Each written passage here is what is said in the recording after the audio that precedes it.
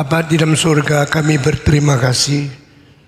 Sekali lagi Tuhan, pimpin kami ke dalam minggu yang baru.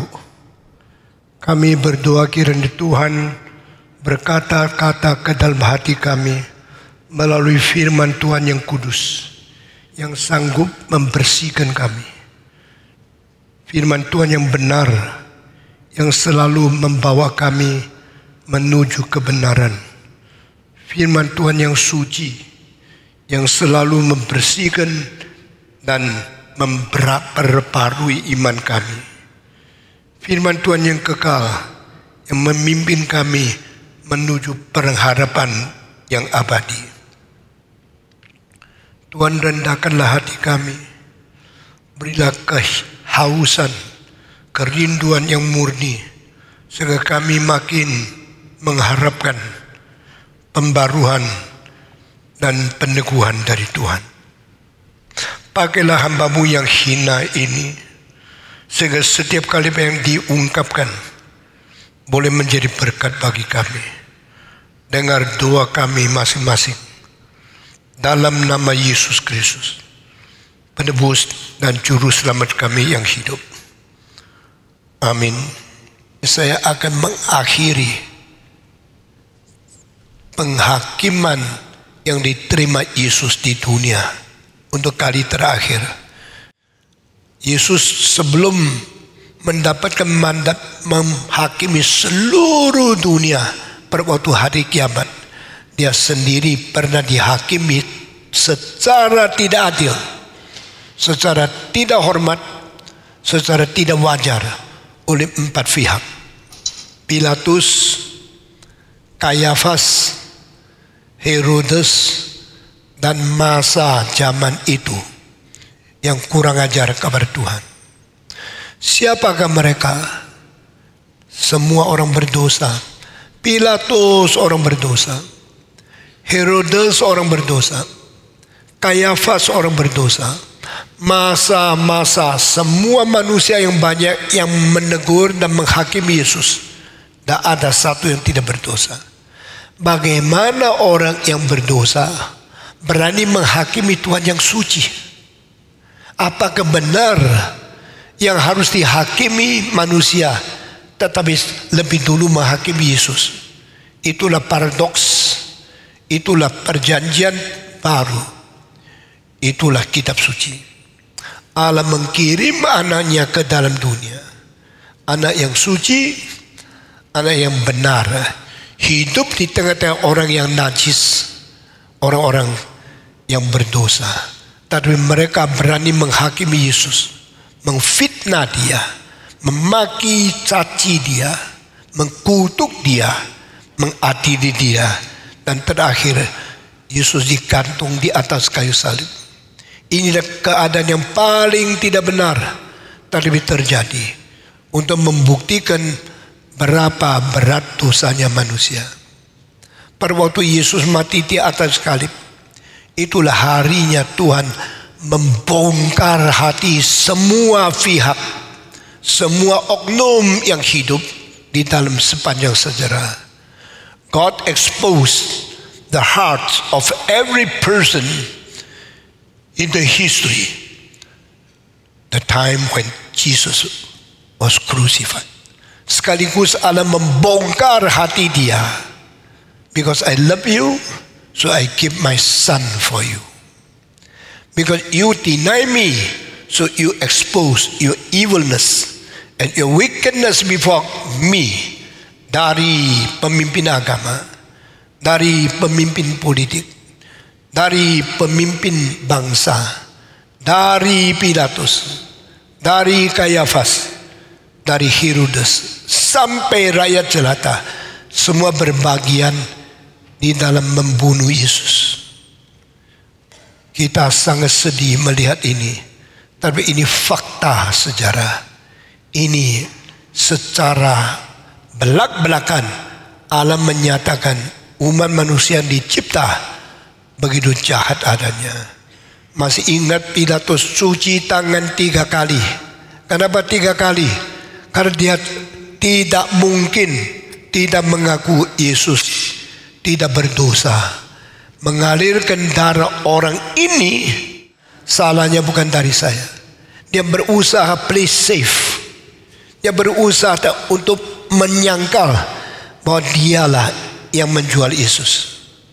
Apakah dia bisa selesai dengan cuci tangan? Tidak. Sejarah membuktikan dia tidak pernah sejahtera setelah menghakimi Yesus hari itu. Waktu dia tua, dia dipecat. Jangan sombong. Engkau mempunyai jabatan yang paling tinggi. Mungkin turun, mungkin pecat, mungkin dikudeta, mungkin diusir. Bisakah manusia mengalahkan kebenaran? Sementara iya, untuk selamanya tidak. Bisakah manusia dengan tentara yang kuat melawan dan berani memberontak kehendak Tuhan? Akhirnya setiap orang harus mati. Semua yang jahat akhirnya akan dikerjain oleh Tuhan. Saudara-saudara, Yesus Kristus diadili oleh Pilatus, tetapi sejarah mengatakan Pilatus akhirnya dipecat oleh kerajaan Romawi. Dia dipanggil pulang ke desanya, desa yang ditinggal. Tempat asalnya Pilatus di mana? Di Switzerland. Kalau saudara ke Switzerland, engkau mengetahui ada beberapa gunung yang bagus sekali. Jungfrau, Matterhorn, lalu ada Pilatus, dan ada gunung-gunung yang lain. Saya pernah tinggal di Switzerland. Saya pernah naik ke beberapa gunung. Ada satu gunung tidak terlalu tinggi, nama Gunung Pilatus. Apa itu tempat? Tempat itu ada kampung halaman yang menghasil seorang namanya Pilatus. Waktu Pilatus tua tidak dipakai oleh kaisar, dipecat, disuruh pulang ke desa. Dia di desa hidup di dalam kesusahan. Dia waktu tua tidak ada sejahtera karena saben hari ingat dia pernah membunuh Yesus. Pilatus sedih sekali. Dia ada nyonya, tidak ada hiburan. Dia ada uang, tidak ada kepuasan. Dia ada kekayaan, nama besar dulu. Semua waktu tua menjadi suatu kutukan untuk dia. Dan dia saben hari melihat ada darah. Ada darah di dalam tanganku. Sebenarnya itu khayalan dia. Dia melihat darah Yesus di tangan dia. Bukankah dia sudah cuci tangannya 3 kali? Mengalirkan darah orang ini bukan maunya saya. Dia sudah mengetahui Yesus tidak berdosa, tetap menghakimi Yesus harus mati. Maka waktu tua dia gila. Pilatus gila melihat darah Yesus di tangannya. Saben hari teriak-teriak. Lalu dari rumahnya dia keluar. Musim dingin, salju yang putih penuh tumpuk di mukanya rumahnya. Dia ambil salju, cuci tangan. Sudah cuci sampai kulitnya hampir copot. Dan dia berteriak, sudah bersih, sudah bersih. Dia dengan tangisan membersihkan tangan masuk ke rumah. Nah sampai 10 menit dia melihat darah lagi. Darah Yesus, darah Yesus. Kenapa dia mati di dalam tanganku? Dia keluar lagi ke rumah, ambil lagi salju, cuci. Saben hari cuci tangan sampai mati. Saudara-saudara, manusia berdosa bisa hilang. Manusia mau lupa, mungkin lupa. Manusia diberi teguran hati nurani, mungkin engkau bebas. Dah gampang. Saudara-saudara, Pilatus tidak ada sejahtera karena dia pernah membunuh Yesus Kristus. Dia mengadili Yesus. Akhirnya dia diadili oleh hati nurani yang tidak pernah sejahtera. Jangan main-main. Jangan melanggar hati nurani. Jangan berbuat dosa secara berani. Akhirnya setelah senang-senang berbuat dosa, hati nurani menegur engkau selama-lamanya. Ini Pilatus. Saudara-saudara, Kayafas berkata, kami harus bagaimana melakukan orang ini? Sekarang tak usah banyak alasan lagi. Cukup satu kalimat, Yesus bilang dia adalah anak Allah. Kita sudah boleh membunuh dia. Inilah caranya pemimpin agama memperlakukan Yesus dengan pengadilan yang tidak adil. Dan Yesus menjawab, ketahuilah, Anak Manusia akan datang dari surga beserta malaikat-malaikat yang suci turun ke dunia menghakimi seluruh umat manusia. Saudara kira menang? Saudara kira engkau boleh memperlakukan Kristus seenak mungkin? Waktu itu bukan engkau bilang harus bagaimana kita melakukan Yesus. Jawaban adalah bagaimana kita menerima fakta dia akan datang menghakimi kita. Saudara-saudara, Herodes yang ketawa-ketawa, tolong sekarang lakukan mujizat, saya ingin lihat. Kalau bisa pamerkan hebatmu. Yesus jawab pun tidak, karena dia tidak layak mendengarkan dan melihat mujizat yang dilakukan Yesus. Terakhir kita mau bicara penghakiman keempat yang diterima oleh Yesus. Dari Pilatus, dari Herodes, dari Kayafas, pemimpin agama, pemimpin masyarakat, pemimpin politik, semua sudah selesai. Dibawa kepada masa ribuan orang kumpul di sana. Pilatus berkata, hari ini menjelang hari Sabat, kebiasaan pemerintah melepaskan orang berdosa supaya mereka bebas. Inilah sesuatu pelepasan terakhir. Bolehkah saya melepaskan Yesus?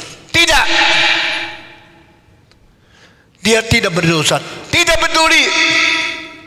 Saya tidak mau memaku. Tidak boleh. Menurut Yesus saya harus apa? Salibkan dia. Salibkan dia. Orang yang mengatakan kalimat salibkan dia, salibkan dia, beberapa hari yang lalu baru menyebut Hosana, Hosana yang diutus oleh Tuhan Allah. Patut kita sambut dengan hormat. Sekarang mulut sudah berubah. Mereka tadinya memuji Tuhan, beberapa hari kemudian mereka mengkutuk Tuhan. Mereka mengatakan salibkan dia, salibkan dia. Lalu Pilatus berkata, kalau saya lepaskan dia kan tidak salah, dia tidak berdosa. Tidak bisa. Kamu mau saya lepas Barabbas atau mau saya lepas Yesus? Barabbas. Barabbas. Mereka memilih perampok untuk kembali ke masyarakat mereka, berdoa terus, tidak apa-apa.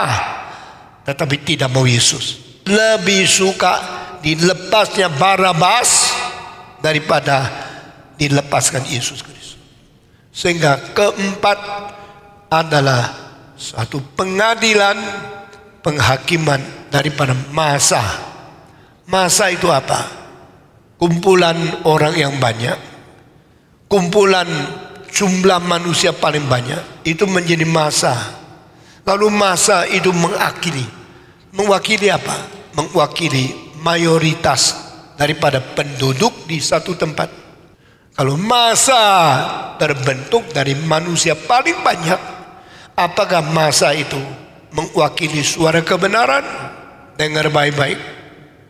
Tidak. Di dalam toko buku selalu ada the best seller, buku yang jualnya paling banyak, paling banyak orang beli, paling banyak orang mengambil buku ini menjadi bacaan mereka. Tetapi buku yang paling banyak dibeli, yang paling banyak dibaca, apakah buku itu paling benar dan paling baik? Tidak.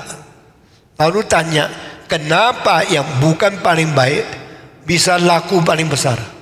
Karena buku yang selalu kurang baik dan banyak hal yang meracuni orang, disenangi orang. Karena manusia berdosa, lebih suka membius diri dengan buku yang berdosa daripada buku-buku yang betul-betul agung. Buku yang agung adalah buku yang mutu tinggi tetapi sulit dijual. Namun demikian, di dalam jumlah seluruh ribu tahun sepanjang sejarah, mereka dihargai orang yang pintar. Buku yang kurang baik tetapi mempunyai daya tarik paling besar, apalagi daya tarik pemuda yang tidak pernah mempunyai bijaksana yang paling tinggi. Mereka terangsang karena bukunya cocok dengan nafsu mereka. Saudara-saudara, itulah buku yang paling banyak dijual. 40 tahun yang lalu saya baca satu makalah, saya sedih sekali. Denmark mempunyai 7 juta manusia saja waktu itu.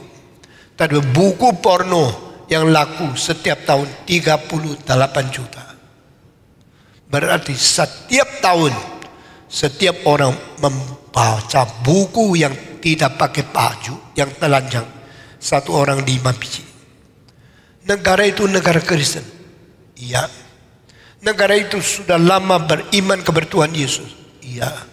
Negara itu kenapa begitu banyak manusia, khususnya pemuda-pemudi yang suka baca buku porno?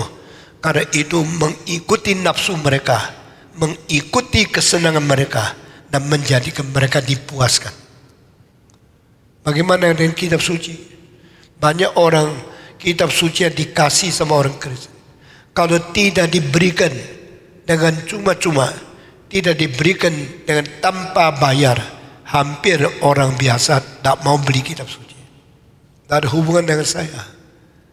Namun Tuhan terus menjaga kitab suci adalah buku yang paling banyak dibeli, paling banyak mempengaruhi akan manusia sampai hari ini atas berkat Tuhan. Lu nama baca, Tuhan gerakkan orang Kristen membeli kitab suci, kirim, memberikan kepada engkau, dan membiar engkau membaca kitab suci. Kitab suci adalah buku yang paling murah di dunia. Kenapa? Buku kitab suci ini halaman paling banyak, kertas paling tipis, tetapi tidak pernah belobor. Cetakan dari lembar ini ke belakangnya. Ini kertas paling mahal di dunia. Kenapa kitab suci menjadi begitu murah, boleh dikasih orang, tidak bayar? Karena banyak orang Kristen tergerak oleh cinta Tuhan, sehingga rela membayar uang banyak, beli kertas yang paling mahal, dicetak sehingga satu kitab mengisi huruf lebih jutaan.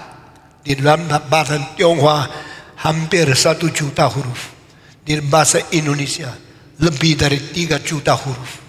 Inilah buku paling mahal dengan kertas yang paling bermutu, mengisi sesuatu kebenaran yang paling tinggi, tetapi seperti murah. Karena apa?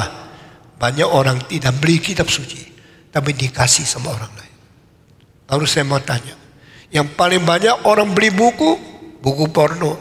Banyak orang beli buku melalui semua tulisan mengenai cerita yang jahat, menarik. Apakah yang paling banyak beli? Paling benar tidak. Yang banyak orang setuju, paling benar tidak. Saudara-saudara, yang paling banyak tidak tentu mewakili yang paling benar. Yang paling laku tidak tentu membuktikan buku terbaik. Itu sebab manusia yang telah menerima firman Tuhan, yang telah mengetahui apa itu iman Kristen, baik-baik memelihara cara pilihnya engkau. Kalau ditanya Yesus diadili oleh siapa? Terakhir diadili oleh massa. Orang paling banyak mengatakan dengan sepakat, dia harus disalibkan. Maka Yesus mentaati dosa manusia, dipaku di atas kayu salib tanpa bantah, dengan rela. Saudara-saudara, setelah selesai bicara tentang Yesus dihakimi oleh 4 pihak. Pilatus Kayafas, Herodes, dan masa yang brutal. Maka kita berhentilah. Inilah orangnya yang besok pada hari kiamat mempunyai hak yang paling besar menghakimi seluruh dunia. Nah, Yesus dihakimi oleh 4 pihak. Hari ini sudah selesai. Sekarang saya mau masuk ke dalam perjanjian baru. Penghakiman mulai dari apa? Penghakiman perjanjian baru bukan untuk Nuh, bukan untuk Sodom Gomora, bukan untuk Akan, bukan untuk anaknya daripada Harun, Nadab dan Abihu, bukan kepada orang-orang yang berdosa di dalam Yeriko. Itu semua perjanjian lama. Saya sudah selesaikan khotbah mengenai penghakiman di dalam kitab suci. Mulai sekarang penghakiman di dalam perjanjian baru. Penghakiman di dalam perjanjian baru bukan dimulai di dalam pengadilan, bukan dimulai dengan seorang hakim, tapi dimulai oleh hamba Tuhan. Tuhan selalu mengutamakan firman-Nya lebih tinggi dari politik, lebih tinggi dari agama, lebih tinggi daripada pendidikan, budaya atau semua instansi yang lain. Dimulai daripada hamba Tuhan yang dikirim menghakimi dunia. Siapakah hamba Tuhan yang menghakimi dunia pertama di dalam perjanjian baru? Nabi. Nabi siapa? Nabi Yohanes Pembaptis yang sudah 400 tahun tidak ada nabi. Orang Israel kekualaan, tidak ada firman Tuhan, tidak ada nabi dari Tuhan. Mereka tunggu 400 tahun. Akhirnya timbul seorang pemuda umur 30, badannya besar, minumnya adalah madu daripada hutan, dan makannya ada belalang, pakainya adalah kulit unta. Anak muda ini umur 30, tidak pakai mimbar, tidak sewa gedung, tidak masuk rumah sembahyang orang Yahudi. Dia lari ke padang belantara, berteriak-teriak di tengah-tengah tempat padang belantara yang kosong. Siapa pendengarnya? Tuhan kirim orang dari setiap desa, setiap kota, bertuyun-tuyun pergi melihat orang yang berteriak di tengah-tengah hutan ini. Saudara-saudara, sekarang banyak anak teologi, kalau sudah ada gedung gereja, sudah memberikan uang banyak untuk saya setiap bulan, bisa memelihara istri dan anak, saya jadi hamba Tuhan. Tapi Yohanes tidak. Yohanes tidak dijanji honornya berapa, tidak dijanji rumah pendeta berapa besar, tidak dijanji dia gajinya berapa banyak.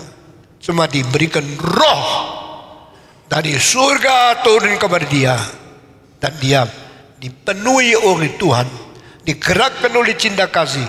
Dia pergi ke padang belantara. Dia tidak ada uang sewa gedung, dia tidak ada mimbar untuk dia berdiri. Dia cuma tahu berteriak, menjadi wakil suara Tuhan di tengah-tengah gurun yang sepi, yang gersang, yang tidak ada orang. Bertobatlah kamu, karena kerajaan Tuhan sudah dekat. Apakah dia seorang jenuh kepada dunia ini? Apakah dia seorang yang mengharapkan dunia yang lain? Apakah dia skizofrenik? Atau dia sakit jiwa? Atau dia tidak normal? Dia teriak-teriak seperti orang gila. Orang yang melayani Tuhan kadang-kadang mempunyai sifat yang sangat heran, sangat sepi, sangat berbeda dengan orang biasa. Orang-orang melayani Tuhan kadang-kadang dianggap orang yang tidak beres, atau orang yang mempunyai kelainan jiwa. Yohanes seperti ini. Pakaiannya kulit unta, makanannya belalang dan madu. Hidup di tengah-tengah luar kota yang tidak ada makanan cukup, tidak ada pemeliharaan orang biasa, tidak ada tempat tidur seperti rumah yang indah dan sangat nyaman. Dia berteriak, dia hidup, dia makan, dia pakaian semua lain sama orang lain. Tetapi dari mulutnya ada firman Tuhan.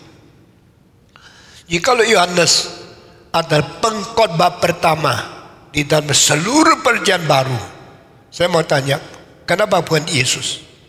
Karena orang yang menjadi imam menurut Taurat Musa harus setelah umur 30 genap.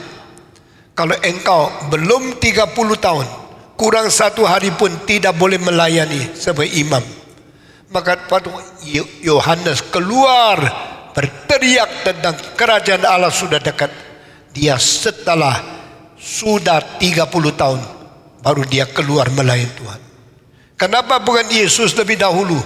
Karena waktu Yohanes umur 30, Yesus belum umur 30. Yesus sama Yohanes beda berapa bulan? Siapa bisa jawab? Yesus lebih muda berapa bulan dari Yohanes? 6 bulan, 180 hari. Sehingga sampai Yohanes umur 30, dia sudah boleh melayani Tuhan. Dia keluar berkhotbah. Yesus masih harus tunggu setengah tahun lagi. Waktu Yohanes umur 30, Yesus umur 29 setengah. Yesus taat Taurat, tunduk kepada firman Tuhan, tidak merebut, tidak ingin mendahului. Dia tunggu dengan sabar. 6 bulan kemudian Yesus juga keluar. Yesus juga mulai berkhotbah. Tetapi khotbah Yesus pertama kali persis naskahnya sama dengan naskah Yohanes. Yohanes pertama kali berkhotbah dengan istilah kerajaan Allah sudah dekat. Engkau harus bertobat. 6 bulan kemudian Yesus keluar berkhotbah dengan naskah yang sama. Kerajaan Allah sudah dekat. Engkau harus bertobat. Kedua orang perintis, kedua orang mendahului, kedua orang paling penting sebagai pemimpin perjanjian baru. Dua-dua mempunyai roh yang sama, mempunyai naskah yang sama, mempunyai berita yang serupa. Yohanes bicara tentang kerajaan Allah, Yesus bicara tentang kerajaan Allah. Yohanes bicara tentang harus bertobat, Yesus bicara harus bertobat. Inilah khotbah pertama, suara pertama dari firman Tuhan yang sudah tersembunyi 400 tahun. Dari Maleaki, Nabi terakhir, sampai Yohanes Pembaptis, tengah-tengahnya persis 400 tahun. Tuhan sembunyi, Tuhan diam, Tuhan tidak berbicara. Waktu Tuhan diam dan tidak berbicara, itulah saat yang paling serius di dalam sejarah. Dengar baik-baik. The time when God keeps silent and never speak out His word, even one sentence. That is the most serious, most mysterious, and most important time in the history. Bukan Allah mati, bukan Allah tidur, bukan Allah tidak berbicara, tapi Dia sementara tidak mau bicara supaya engkau mengetahui dosamu harus diselesaikan dulu. Demikian saudara-saudara, pada waktu Yesus dan Yohanes berkhotbah, mereka bicara tentang kerajaan Allah, bicara tentang pertobatan, bicara tentang bagaimana manusia mesti dekat kepada Tuhan. Saudara-saudara, ini dua orang wakil Allah, ini dua orang memulai perjanjian baru, ini dua orang digerakkan roh yang sama, memberitakan firman yang sama, tema yang sama. Sekarang saya mau tanya, ini sudah 400 tahun Tuhan tidak berbicara. Begitu bicara tentang kerajaan Allah, bicara tentang pertobatan. Saya mau tanya, perjanjian sudah selesai 400 tahun yang lalu, baru perjanjian baru mulai dengan kerajaan Allah dan pertobatan oleh Yesus dan Yohanes. Saya tanya seluruh pertanyaan, siapa yang mau jawab pertanyaan ini? Saya tanya, seluruh perjanjian lama, kalimat terakhir, kalimat apa? Siapa yang bisa menjawab? Coba acungkan tangan. Perjanjian lama, Buku terakhir Maleaki. Maleaki pasal terakhir. Ayat terakhir. Ayat apa? Kalau saya tidak tanya semua kira banyak ngerti Alkitab. Setelah saya tanya semua bengong, tenang, karena tidak ada jawaban. Sekarang buka kitab suci Maleaki. Buka kitab terakhir daripada perjanjian lama. Buka pasal terakhir dari Maleaki. Buka ayat terakhir daripada perjanjian lama. Maleaki pasal terakhir. Pasal keempat tentang hari Tuhan. Ayat terakhir. Mari kita bersama-sama membaca perjanjian lama pasal terakhir, ayat terakhir. Kita membaca 5 dan 6 semua. 1, 2, 3 semua. Sesungguhnya aku akan mengutus Nabi Elia kepadamu menjelang datangnya hari Tuhan yang besar dan dahsyat itu. Maka ia akan membuat hati bapak-bapak berkembali kepada anak-anaknya, dan hati anak-anak kepada bapak-bapaknya, supaya jangan aku datang memukul bumi sehingga musnah. Maafkan, terjemahan yang lain bunyinya begini. Saya bikin bapak putar kembali kepada anak-anaknya. Saya bikin anak-anak putar hatinya kembali kepada bapak. Karena ada nabi akan berkhotbah, ada nabi akan menjadikan ini, supaya jangan saya datang mengkutuk seluruh dunia, mengkutuk seluruh bumi. Ini kalimat terakhir. Jadi saudara-saudara, supaya jangan aku datang memukul bumi sehingga musnah. Aslinya ada, supaya saya jangan mengkutuk bumi ini sehingga seluruh perjanjian lama diakhiri dengan kutuk, dengan kutukan dari Tuhan sebagai ayat yang terakhir. Perjanjian lama tutup. Sekarang saya tanya lagi, perjanjian baru ditutup dengan kalimat apa?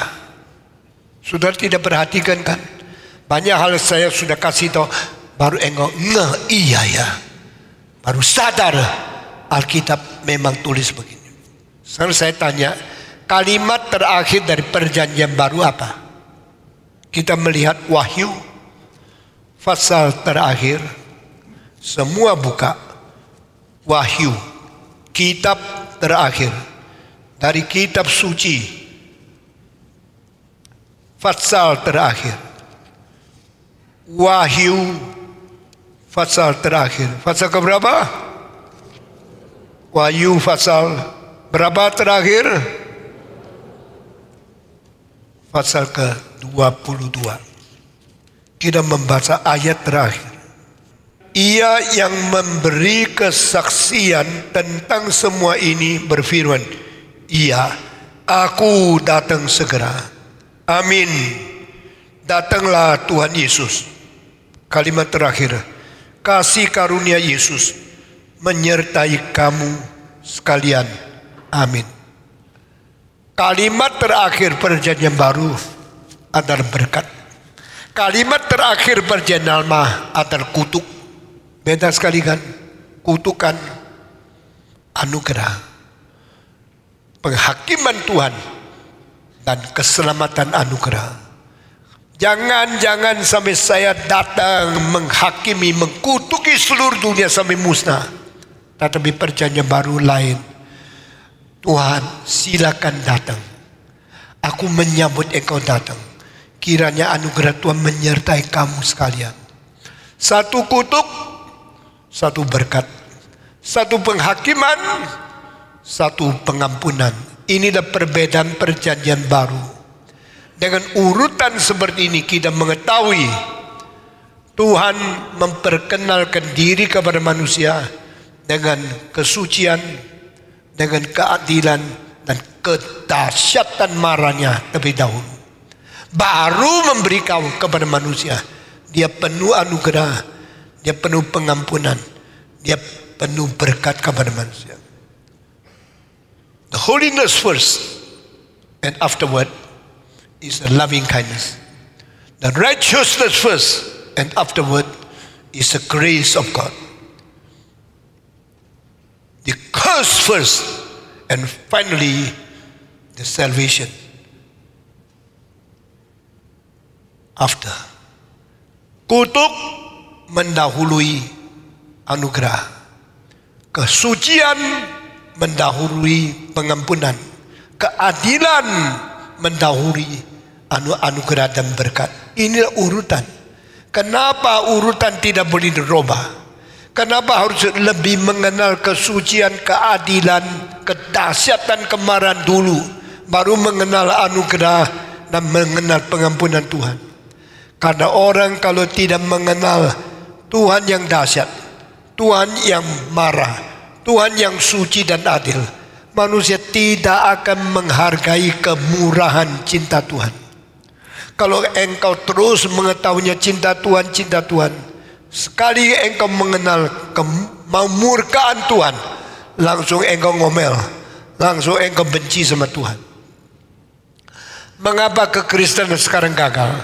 Karena banyak pendeta telah terlalu banyak bicara cinta Tuhan, sehingga orang Kristen sudah kebal, sudah dimanja, sudah tidak mengetahui Tuhan itu suci, sehingga sedikit kena luka, sedikit dihakimi Tuhan langsung marah, meninggalkan imannya.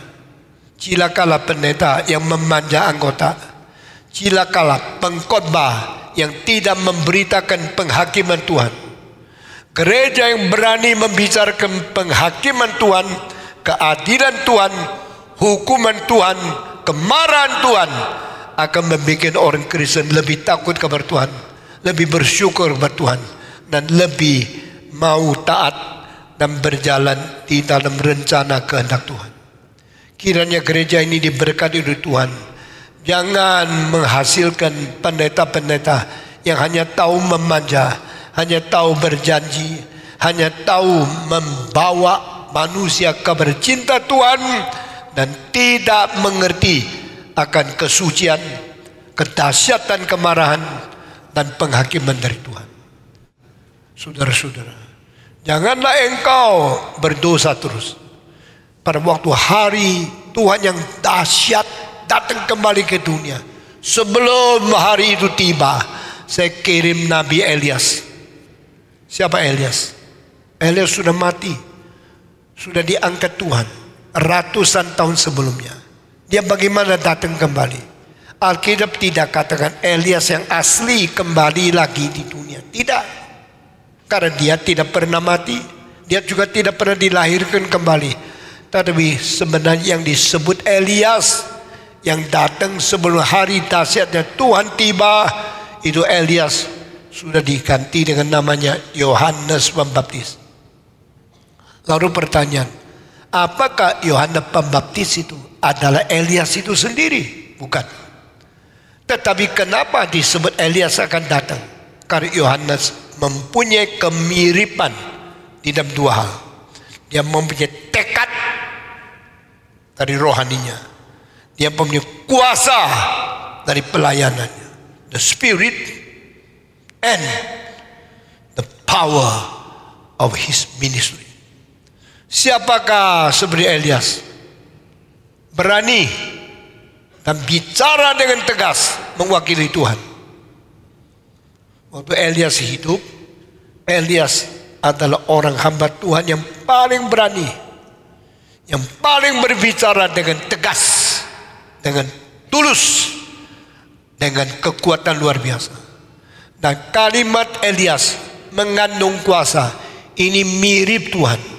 Di mana Tuhan berbicara satu kalimat, di situ kuasa Tuhan mengikuti kalimat yang keluar dari mulut dia. The word of God comes out, and the power of God accomplish what he speaks.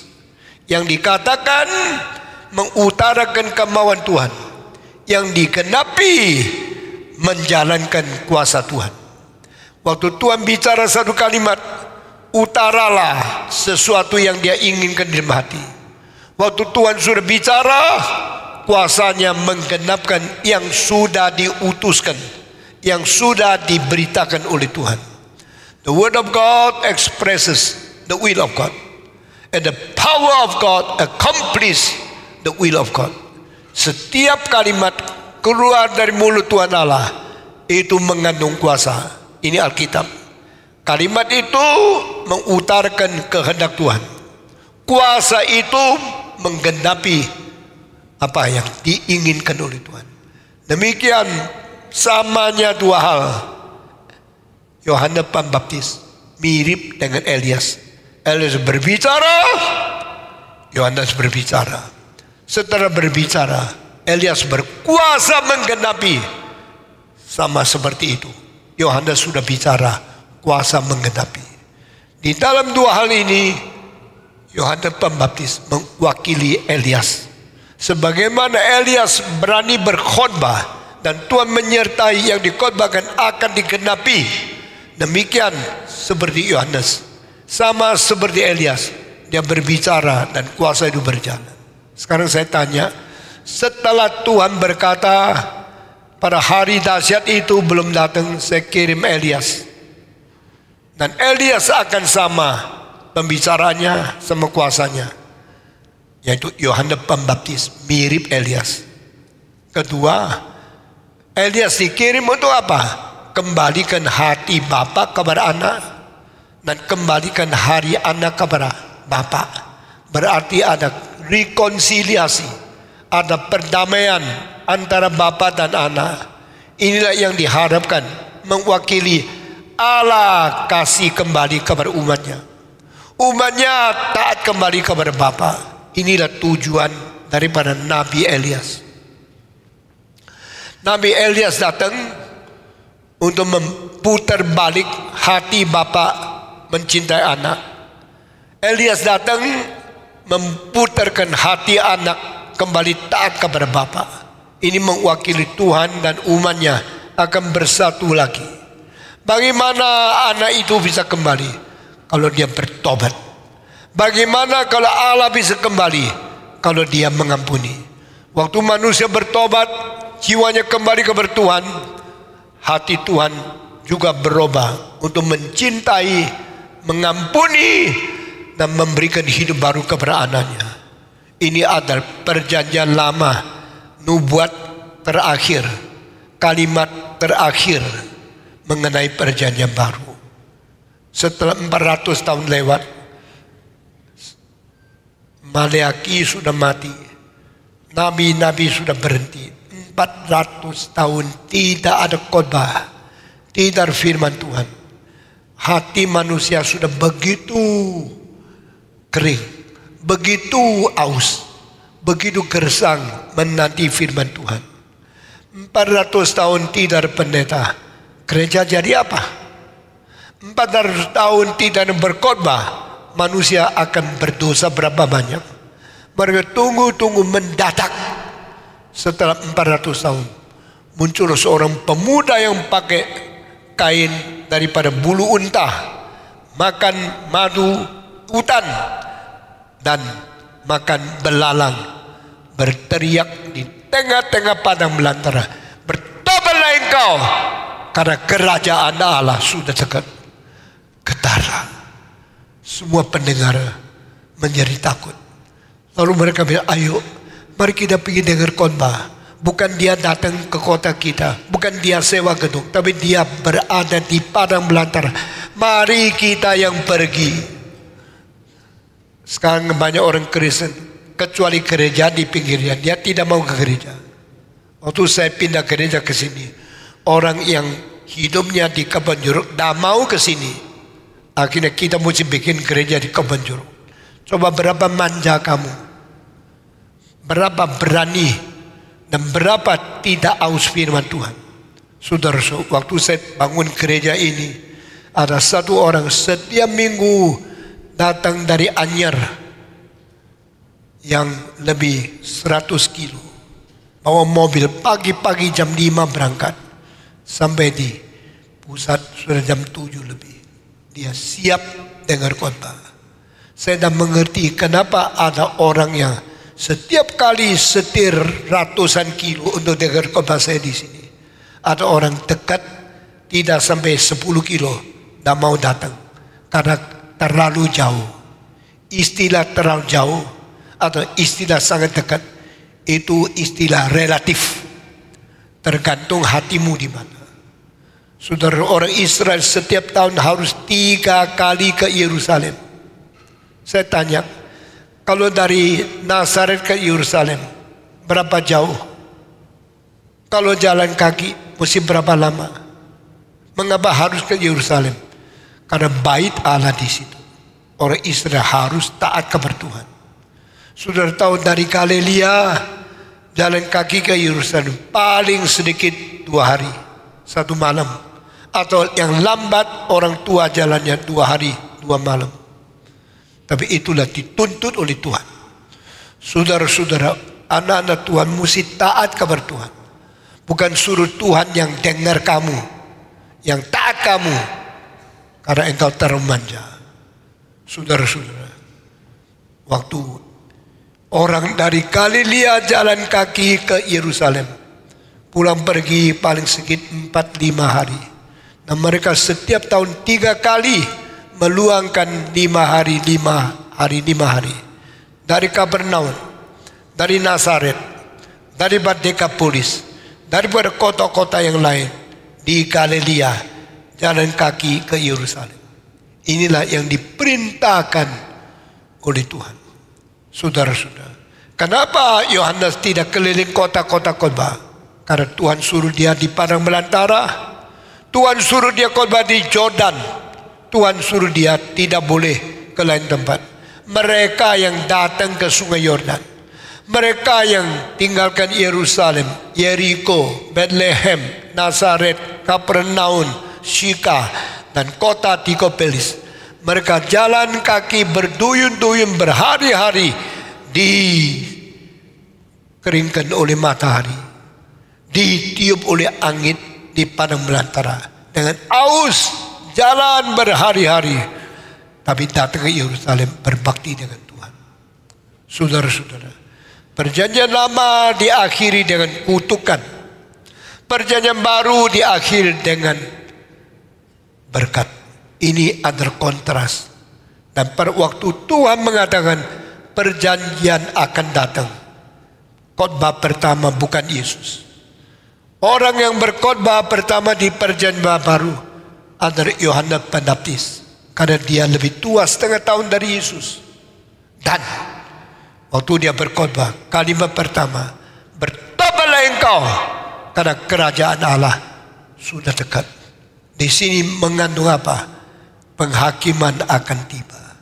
Jadi waktu saya sudah selesai bicara Yesus akan menjadi penghakim yang terbesar, saya hari ini mulai khotbah dengan yang menjadi khotbah pertama adalah khotbah penghakiman.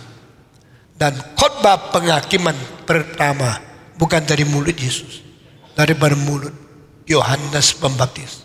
Sekarang saya mau tanya, Yohanes Pembaptis khotbah pertama mengandung berapa bagian? Pertama, kerajaan Allah mau datang.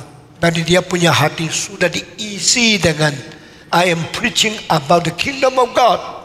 I am not preaching about the enjoyment in the earth. Saya bukan berkhotbah tentang kenikmatan dunia, nafsu, pelacuran. Tidak. Saya berkhotbah tentang siaplah hatimu untuk menerima kerajaan yang akan tiba. Dan kerajaan itu kapan tiba? Sudah dekat, tidak kasih tahu kapan. Bagaimana menyambut? Dengan hati bertobat. Ini kalimat pertama. Bertobatlah engkau untuk menyambut kerajaan Allah yang akan tiba. Yang sudah 400 tahun tidak ada firman Tuhan. Cari pendeta belum ada. Cari nabi tidak ada. Tunggu sampai 399 tahun, mendadak ada seorang tua yang hamil, namanya Elizabeth. Papanya sudah tua, hampir tidak mungkin melahir. Sama seperti Abraham, umur 99. Tuhan berkata, engkau tahun depan akan melahirkan seorang anak. Anak itu siapa? Ishak. Anak itu anak janji. Anak itu anak tunggal. Sebelum itu Abraham telah melanggar dengan menikahi atau dia bersetubuh dengan seorang pembantu perempuan yang dimiliki oleh nyonyanya, namanya yaitu Sarah. Dia bersetubuh dengan Hagar karena mereka kurang iman. Mereka kira kalau saya sudah berhenti haid, kalau si Abraham sudah tidak mungkin melahirkan anak, maka mungkin karena saya tua, maka perlu perempuan muda membantu dia. Silakan pinjam pembantuku, tidur di dalam kemahmu, hamilin dia, engkau akan dapat anak. Orang yang tidak percaya Tuhan selalu lebih pikir diri lebih pintar dari Tuhan. Orang yang tidak mau menjalankan prinsip Tuhan selalu pikir ada shortcut. Kalau pakai shortcut, pakai cara saya bantu Tuhan menggenapi rencananya. Tuhan diam-diam di surga. Engkau kira perempuanmu tidak bisa melahir, maka engkau pinjam pembantu perempuan untuk bikin dia hamil. Tuhan ketawa, tapi Tuhan diam-diam saja. Setelah Hagar bersetubuh dengan Abraham melahirkan Ismail, 13 tahun sebelum Abraham melahirkan Ishak, Tuhan diam-diam karena waktu Tuhan belum sampai. Engkau kira engkau boleh pakai cara lain mengganti caranya Tuhan. Tuhan diam-diam. Dan Tuhan tidak, lu sudah ada, saya cepat kasih. Tidak, tunggu 13 tahun. Waktu Abraham umur 99, waktu istri Abraham umur 89, mendadak ada janji Tuhan, tahun depan engkau akan melahirkan Ishak. Saya sudah tua, nyonya saya sudah tidak mungkin hamil karena sudah tidak ada haidnya lagi. Tuhan berkata, jangan ketawa. Tidak ada hal yang mustahil bagi Tuhan. Percaya saja. Tahun depan Ishak lahir. Baru Abraham ketawa. Kasih nama Ishak berarti ketawa. Abraham 99 tahun tidak bisa ketawa. Sampai Ishak lahir baru dia ketawa. Oh, memang Allah, engkau maha kuasa. Engkau bisa menjadikan orang mandul, istri yang putus haid, bisa mengandung, bisa melahirkan anak. Itu caranya Tuhan. Saudara-saudara sekalian, seperti Abraham melahirkan Ishak, Tuhan melakukan mujizat sekali lagi. Suruh Zakaria menghamili istrinya yang sudah tua, namanya Elizabeth. Lalu lahir anak itu, namanya adalah Yohanes Pembaptis. Yang dipakai Tuhan, yang dijanjikan Tuhan selalu aneh. Selalu sifatnya, hidupnya, karakternya berbeda dengan orang lain. Mungkin banyak orang bilang Stephen Tong juga orang aneh. Caranya aneh, sifatnya aneh, beritanya aneh. Jadi pendeta di Jakarta aneh dari semua pendeta yang lain. Saya tidak ngerti. Saya cuma taat di hadapan Tuhan. Dan saya mau melakukan kehendak Tuhan. Abraham melahirkan Ishak. Zakaria menghadirkan Yohanes Baptis. Yohanes Baptis lebih aneh dari siapapun. Hidupnya tidak mau di kota. Tinggalnya tidak dekat papa. Mungkin papanya sudah mati, mamanya sudah mati. Dia anak piatu yang tidak minder. Dia tidak takut. Dia besar di padang belantara. Dia ambil itu belalang, makan. Dia minum itu madu hutan. Nah, saya hari ini tidak jelaskan madu hutan itu apa. Sebenarnya itu semacam buah, bukan madu seperti yang dari tawon itu. Dia minum, makan perasan dari buah itu untuk menghidupkan dia sendiri. Dan setelah waktunya 30 tahun genap, Roh Kudus berada di ini, adalah buah yang namanya madu hutannya. Saudara-saudara, saya belum pernah tahu sampai umur 70 lebih. Pada waktu pertama kali ke Israel, ada seorang Israel bilang, ini loh yang namanya madu hutan. Ini bukan madu seperti yang orang pikir, seperti dari tawon, tidak. Ini semacam bit. Dia makannya belalang, minumnya sama gizinya dari madu hutan. Sesudah itu dia berteriak, bertobatlah kamu, karena kerajaan Allah sudah dekat. Saudara-saudara sekalian, lalu seluruh Israel, seluruh bangsa digoncangkan, digugah oleh dia. Sudah 400 tahun tidak ada nabi. Sekarang ada seorang namanya Yohanes Pembaptis. Mari kita berduyun-duyun, mari kita pergi ke Yordan, mari kita ke padang belantara mendengar firman-Nya. Berapa ribu, berapa ratus yang datang, Alkitab tidak catat, tapi itu menjadi permulaan perjanjian baru. Permulaan perjanjian baru. Khotbah pertama bukan Yesus, khotbah pertama dari Yohanes. Dan waktu Yohanes khotbahnya bersifat penghakiman. The judgment as the essence of the preaching of John the Baptist in first sermon.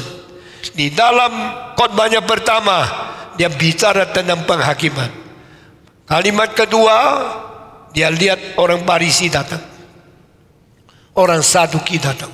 Dia berteriak, hei kamu bangsa ular beludak, Farisi, Saduki, engkau yang jahat. Siapa yang suruh engkau datang melarikan diri dari murka Allah? Siapa yang memberi petunjuk engkau datang ke sini? Engkau ingin dibaptiskan? Engkau ular yang berbisa. Engkau kira engkau layak dapat berkat Tuhan. Wah, hamba Tuhan yang kasar seperti ini, siapa tahan? Saudara-saudara, saya pernah khotbah di kota Padang.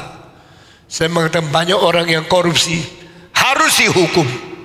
Wah, seorang wali kota yang baru dilantik, dia bilang, seumur hidup saya tidak pernah melihat pendeta galaknya seperti Stephen Tong. Waktu itu saya masih umur 32. Saya bersifat seperti Yohanes Pembaptis. Saya berani menegur orang berdosa. Maafkan pendetaku, tidak terlalu lunak, tidak terlalu sopan, tapi Tuhan telah memakai saya mengkhotbahkan kalimat yang keras, merubah Indonesia dari pejabat sebab pejabat. Karena apa? Karena banyak orang tidak sesuai dengan kitab suci, tidak etika, dan banyak orang yang melanggar hukum sehingga harus ditangkap. Yohanes Pembaptis berbicara bagian pertama, bertobatlah kamu karena kerajaan Allah sudah dekat. Bagian kedua, kau bangsa ular yang beludak. Siapa yang mengajar kamu melepaskan diri dari murka Allah? Engkau kira engkau boleh dibaptiskan di sini? Dia marah sekali. Dan bagian ketiga, jikalau engkau bertobat, nyatakan buah kelakuanmu sesuai dengan hatimu yang sungguh-sungguh bertobat, maka Tuhan akan mengampuni kamu. Atau tidak, bagian keempat, tahukah engkau bahwa kapak sudah diletak di atas semua akar-akar pohon? Yang tidak berbuah akan diputuskan, akan ditebang, dan kayu pohon yang tidak berbuah akan dibakar sampai musnah. Yang bertobat, yang berhasil buah yang baik akan disimpan di dalam gudang. Inilah khotbah pertama di dalam perjanjian baru. The first sermon, the first preaching in the New Testament concerning judgment. Jadi perjanjian baru dimulai daripada penghakiman, dan semua penghakiman di dalam perjanjian baru akan satu persatu dipaparkan kepada kita. Kira kita siap hati dengan penuh perasaan takut kepada Tuhan menerima firman Tuhan. Amin. Menerima berkat Tuhan. Amin. Dan jangan pura-pura. Jangan seperti orang Farisi, Saduki yang Yohanes Baptis mengatakan, kamu ular peludak, ular berbisa. penghakiman Tuhan akan datang kepadamu. Mari kita berdoa. Kita tunduk kepala berdoa. Saya minta